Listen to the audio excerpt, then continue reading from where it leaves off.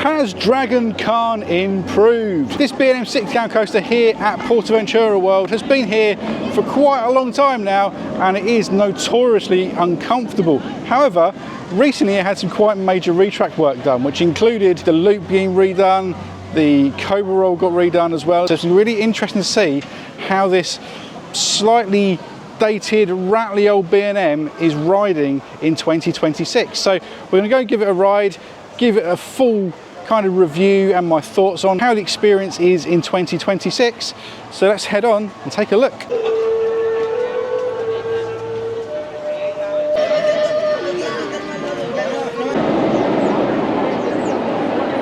And there he is, Michael Dragon, welcoming you to the ride. He looks a little bit insane today. Oh, God knows what he's got in store for us.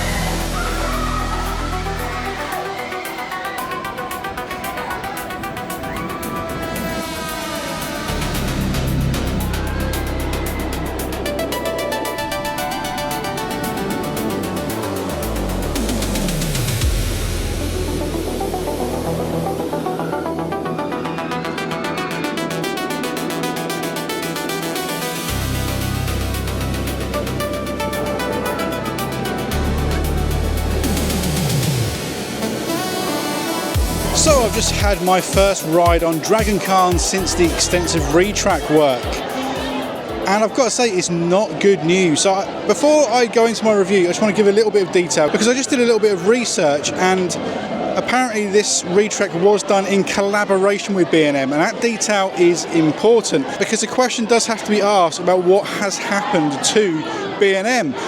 The two new sections of that track are noticeably worse than everything else, particularly the cobra roll, which absolutely jackhammers throughout the whole element. It is absolutely awful. The rattle and the shuffle through there, it is like sitting on a washing machine. The loop wasn't as bad, but it was still a noticeably different feel to the track, and not in a positive way. Now that's still a really intense roller coaster, and I still think the 0G roll is the most fierce and most whippy section in both a good way and a bad way, because you are likely to kind of smash your neck against the restraints during there. So maybe that was a section that should have had the most retrack attention, although given what's happened to the cobra roll, maybe it's a good thing that it didn't. So yeah, a very odd experience there. What I will say though is that this single rider queue behind me here, which people barely seem to notice is even here, was very swift indeed. I waited behind around 4 people, but overall a very strange experience. Is it a good roller coaster? In places it is. I think the corkscrews towards the end ride really well. It's beautiful across the lovely green luscious grass there as well. It's a lovely ride to look at. It's intense, which is again a plus point for me, but you do get thrown into the restraints a lot. You have to ride in quite a defensive position leaning into the restraints, so otherwise your ears are going to get boxed from side to side. There were 3 English girls sat on the train with me as well. They were all complaining about headache afterwards, so it's one of them rides I think you sort of need to know how to ride to get the best experience out of it. Did it really need the retrack work? That's the question I'm going to ask, because like I say, I do think the new sections detract from the ride more than they enhance it, and that's certainly a concern, especially if B&M were as heavily as involved as it is claimed. Anyway, if you've ridden it since it reopened, let me know what you think down below. I'm on the fence, but seeing how quick the single rider line was, I think I'll probably go back around for another ride or 2 just to really formulate a more solid opinion.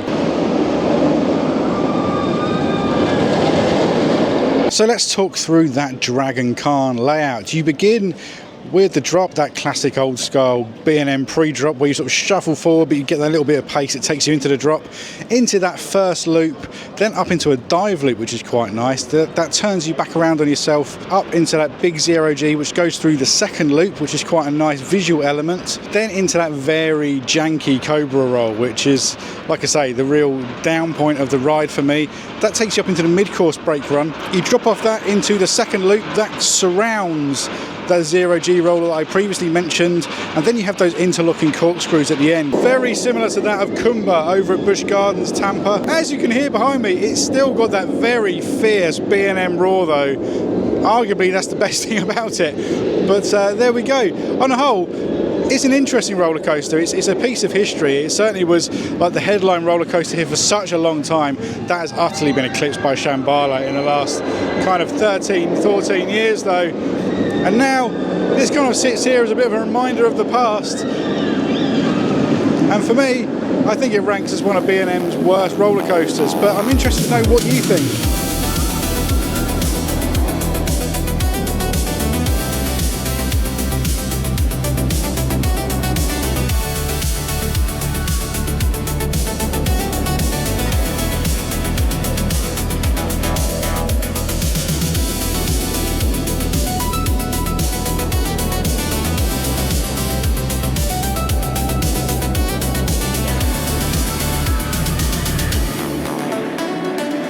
So I just had my second ride on the Dragon Car. I've got to say, the single rider line absolutely flying today. I waited about 5 minutes on that occasion, so that's a real positive. But what have they done? That cobra roll is one of the worst elements I think I've ever experienced. It jackhammers all the way through it. It is just outright discomfort.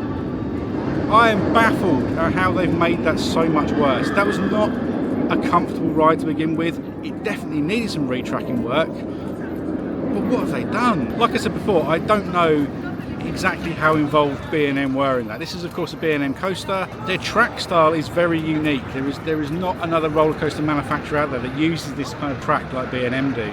The loop is noticeably different to the other track. I would say it's shuffly rather than rough, but that cobra roll, absolutely dreadful. Like actually dreadful. I am so surprised at how poorly it rides through that element.